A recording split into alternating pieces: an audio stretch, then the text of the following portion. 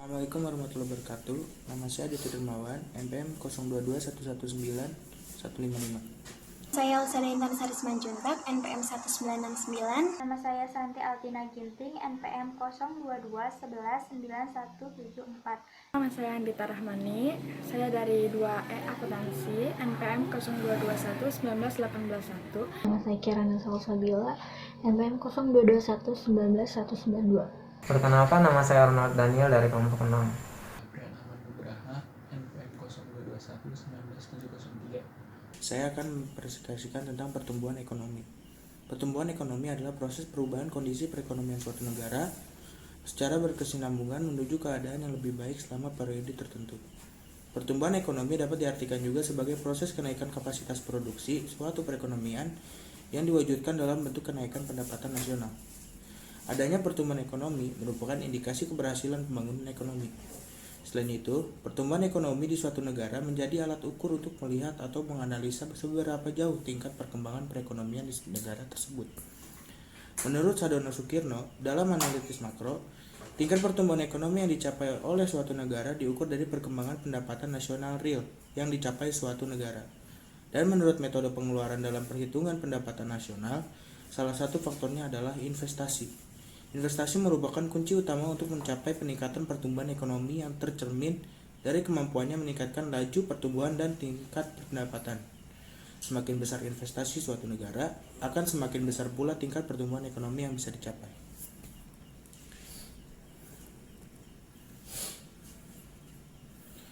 Teori pertumbuhan ekonomi. Yang pertama adalah teori Adam Smith. Sebuah perekonomian akan tumbuh berkembang apabila terdapat peningkatan penduduk yang akan perluas pasar dan mendorong spesialisasi. Yang kedua, teori Harold Domar. Agar pertumbuhan ekonomi dapat berjalan dengan mantap dan terjamin, maka pertumbuhan investasi haruslah sama dengan pertumbuhan pendapatan nasional. Yang ketiga, ada teori Friedrich List. List mengelompokkan tahapan pertumbuhan ekonomi menurut dari kebiasaan masyarakat dalam hal menjaga kelangsungan hidupnya lewat tata cara berproduksi. Yang keempat ada teori Kuznets. Pertumbuhan ekonomi adalah suatu peningkatan dari kemampuan jangka panjang dalam sebuah negara untuk menyediakan berbagai jenis barang ekonomi dengan jumlah yang banyak terhadap penduduknya. Di sini saya akan menjelaskan tentang rumus menghitung pertumbuhan ekonomi. Rumus pertumbuhan ekonomi yaitu produk domestik bruto pada tahun T dikurang produk domestik bruto pada tahun sebelumnya, dibagi produk domestik bruto pada tahun sebelumnya dikali 100%. Di sini sudah ada contoh soalnya dan cara mengerjakannya, yaitu pada tingkat pertumbuhan ekonomi Indonesia pada tahun 2006 sama dengan PDB pada tahun 2006 dikurang PDB pada tahun 2005 dibagi PDB pada tahun 2005 dikali 100% sama dengan 96.311,5 dibagi PDB pada tahun 2005 dikali 100% sama dengan 5,5%. Kenapa kita nggak nyari yang tingkat pertumbuhan ekonomi pada tahun 2005?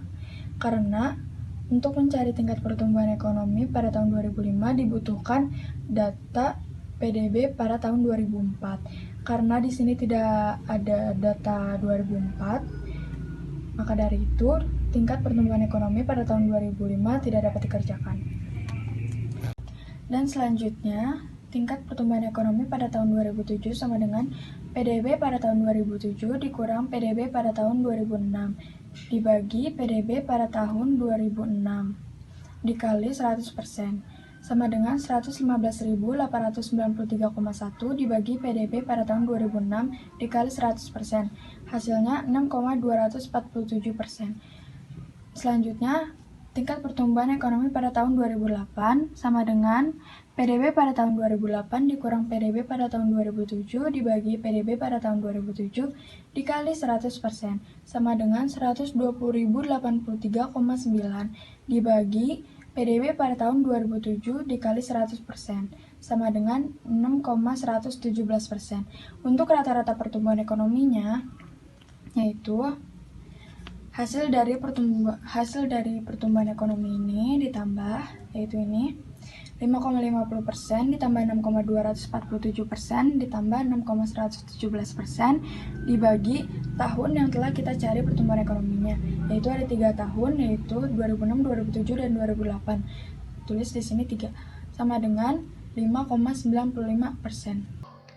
Inflasi merupakan kenaikan harga secara umum yang terjadi secara terus-menerus dalam jangka waktu yang panjang.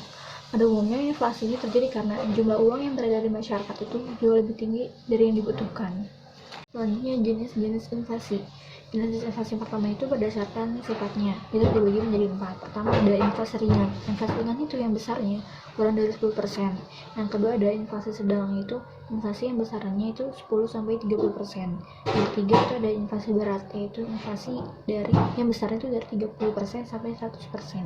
Kemudian ada hyperinflation atau inflasi sangat berat, itu inflasi yang besarnya lebih dari 100%. Kemudian ada jenis-jenis inflasi berdasarkan sebabnya, yaitu ada 2. Ada demand pull inflation sama cost push inflation. Demand pull inflation itu sesuai namanya itu demand, kan? Itu inflasi yang terjadi karena adanya permintaan yang tinggi. Jadi kayak permintaan aja, jadi bila permintaan naik tapi penawarannya tetap, harga lama akan semakin naik. Yang kedua ada cost push inflation. Cost push inflation ini terjadi karena naiknya biaya produksi. Jadi produksi turun tapi biaya produksi itu naik gitu kan. Ini terjadi mungkin karena bisa jadi karena ketidakefisienan perusahaan atau kurs mata uangnya, atau mungkin harga-harga dari bahan-bahan produksi itu yang mahal gitu. Jadi otomatis produsen naikin harga produksinya.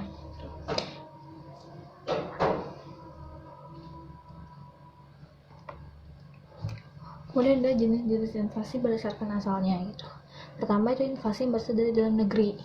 Itu timbul karena terjadinya defisit dalam pembiayaan dan belanja negara yang terlihat pada anggaran belanja negara. Yang kedua ada yang berasal dari luar negeri itu kan, karena negara-negara yang menjadi mitra dagang suatu negara itu mengalami inflasi yang sangat tinggi. Jadi barang-barang yang diproduksinya jadi harganya jadi naik, kemudian ongkos kirimnya pun jadi mahal. Kemudian ada teori inflasi. Teori inflasi itu 3, ada teori kuantitas, ada teori Keynes, ada teori strukturalis. Yang pertama itu ada teori kuantitas. Teori kuantitas itu ada persamaan pertukaran dari Irving Fisher. Jadi menurut teori ini, persentase kenaikan harga hanya akan sebanding dengan kenaikan jumlah uang yang beredar, tetapi tidak terhadap jumlah produk nasional. Yang kedua ada teori Keynes. Teori Keynes itu dimana masyarakat hidup di luar batas kemampuan ekonominya. Yang ketiga ada teori strukturalis, itu teori naratif self inflasi yang berasal dari kekakuan sumber ekonomi, khususnya ketegaran suplai bahan makanan dan barang-barang ekspor. Ini saya akan mempresentasikan tentang metode perhitungan inflasi dengan rumus INF sama dengan IHKT min IHKT min 1 per IHKT min 1 dikali 100%. Dengan INF yaitu laju inflasi, IHKT yaitu indeks harga konsumen periode T, IHKT min 1 indeks harga konsumen periode T min 1. Metode perhitungan inflasi ada indeks harga terimbang sama indeks harga terimbang. Indeks harga tak terimbang itu IHK sama dengan PN per P0 dikali 100. Dengan PN-nya itu harga sekarang, P0-nya itu harga pada tahun dasar. Indeks harga terimbang itu Lapsier sama Pasci. Kalau Lapsier itu IL sama dengan sigma PN dikali Q0 per sigma P0 dikali Q0 dikali 100%. Pasci itu IP sama dengan sigma PN dikali Qn per sigma P0 dikali Qn dikali 100%. Contoh soal pertama, berdasarkan data dari Badan Pusat Statistik, terdapat kenaikan indeks harga konsumen dari tahun 2015 sebesar 140 menjadi 150 pada tahun 2019. Hitunglah laju inflasi dengan tahun 2015 sebagai tahun dasar. Diketahui dari contoh soal tadi, IHKT-nya 150, IHKT-1 140, ditanyanya laju inflasi. Laju inflasi rumusnya IHKT min IHKT-1 per IHKT-1 dikali 100%. Kita masukin IHKT-nya 150 dikurang 140 per 140 dikali 100%. Hasilnya yaitu 7,14%. Jadi, laju inflasi dengan tahun 2015 sebesar 7,14%. Contoh soal yang kedua, diketahui IHK pada bulan Agustus 2018 sebesar 115 dan IHK pada bulan September 2018 sebesar 125. Hitunglah laju inflasi pada bulan Desember. Dari contoh soal yang kedua, diketahui IHKN-nya 125, IKHN-1-nya 115, yang ditanya itu laju inflasi. Rumus laju inflasi yaitu IHKN dikurang IHKN-1 per IHKN-1 dikali 100%. Kita masukin angkanya ke rumus. 125 dikurang 115 per 115 dikali 100%. Hasilnya yaitu 8,69%. Jadi, laju inflasi pada bulan Desember sebesar 8,69%. Ini saya akan menjelaskan tentang pengangguran dan jenis pengangguran. Pengangguran sendiri merupakan istilah untuk orang yang tidak bekerja sama sekali atau sedang mencari pekerjaan. Tapi orang yang bekerja tidak produktif juga bisa dikategorikan sebagai pengangguran. Jenis pengangguran yang pertama ada pengangguran siklis. Jenis pengangguran ini bisa dikatakan sebagai pengangguran terpaksa karena banyak tenaga kerja yang ingin bekerja dengan tingkat upah yang berlaku, namun pekerjaan itu tidak tersedia. Jenis pengangguran yang kedua adalah pengangguran friksional. Pengangguran jenis ini digolongkan sebagai pengangguran sukarela karena ada mereka yang baru akan memasuki lapangan kerja tapi sambil menempuh pendidikan, sementara itu ada juga orang yang telah bekerja karena tidak merasa cocok atau alasan lainnya mereka keluar dari pekerjaannya untuk mencari pekerjaan yang baru, dan ada juga orang yang menganggur karena uang mereka merasa cukup untuk memenuhi kebutuhan hidupnya. Yang ketiga ada pengangguran struktural. Penyebab dari pengangguran ini biasanya karena adanya tren kebutuhan tenaga kerja dengan spesifikasi pendidikan atau keahlian tertentu. Atau juga bisa dari kebijakan pemerintah. Misalnya ada kebijakan pengisian lapangan kerja di daerah tertentu. Jenis pengangguran yang terakhir adalah pengangguran teknologi. Pengangguran ini disebabkan oleh adanya peralihan dari tenaga kerja manusia menjadi mesin. Perusahaan biasanya lebih memilih menggunakan tenaga mesin dibandingkan manusia karena menurut mereka operasionalnya lebih cepat, mudah, dan hemat biaya. Penggolongan pengangguran ada 4. Yang pertama adalah pengangguran terbuka. Pengangguran ini tercipta sebagai akibat pertambahan lowongan pekerjaan yang lebih rendah daripada pertambahan tenaga kerja. Sebagai akibatnya, dalam perekonomian semakin banyak jumlah tenaga kerja yang tidak dapat memperoleh pekerjaan. Yang kedua adalah pengangguran tersembunyi. Pengangguran tersembunyi di negara berkembang seringkali dapat dibawa jumlah pekerja dalam suatu kegiatan ekonomi lebih banyak dari jumlah yang diperlukan supaya ia dapat menjalankan kegiatan dengan efisien. Yang ketiga adalah pengangguran musiman. Pengangguran musiman ini terutama terdapat di sektor pertanian dan perikanan atau peternakan. Pada musim hujan, penyadap karet dan lain tidak dapat melakukan pekerjaan mereka dan terpaksa menganggur. Pada musim kemarau pula, para pesawat tidak dapat mengerjakan tanahnya karena kan belum panen.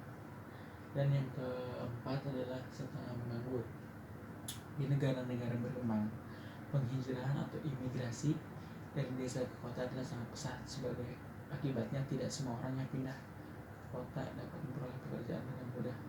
Sebagian menjadi penganggur sepenuh waktu. Yang akan membahas tentang hubungan pertumbuhan ekonomi dengan pengangguran dan hubungan inflasi dengan pengangguran. Oke, kita akan bahas yang pertama dulu, yaitu hubungan pertumbuhan ekonomi dengan pengangguran. Oke. Pertumbuhan ekonomi dan pengangguran memiliki hubungan yang sangat erat. Mengapa? Karena semakin rendah pertumbuhan ekonomi, maka akan semakin tinggi tingkat pengangguran.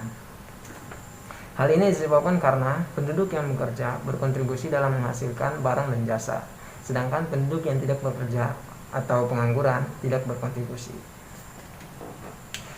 Pendapatan nasional yang tinggi tercermin dari tingginya pendapatan per kapita. Secara relatif, jika semakin tinggi pertumbuhan ekonomi, maka semakin besarlah harapan untuk tidak menganggur. Akan tetapi, bila pertumbuhan ekonominya menurun, maka semakin besar tingkat pengangguran. Maksudnya begini teman-teman, jika semakin banyak orang yang bekerja, maka pertumbuhan ekonomi akan semakin baik. Tetapi jika semakin banyak orang yang menganggur atau pengangguran, maka semakin menurun tingkat pertumbuhan ekonominya. Baik teman-teman, sekarang kita akan lanjut ke pembahasan yang kedua, yaitu hubungan antara inflasi dengan pengangguran. Menurut Profesor Phillips dari London School of Economics, pada tahun 1958, secara empiris tanpa didasari oleh teori yang kuat, ditemukan suatu bukti bahwa ada hubungan yang terbalik antara pengangguran dan inflasi. Dalam arti, apabila inflasinya naik, maka penganggurannya turun. Sebaliknya, apabila inflasinya turun, maka penganggurannya naik. Secara teori Lipse, tahun 1997 menerangkan hubungan antara tingkat inflasi dengan pengangguran melalui teori pasar tenaga kerja.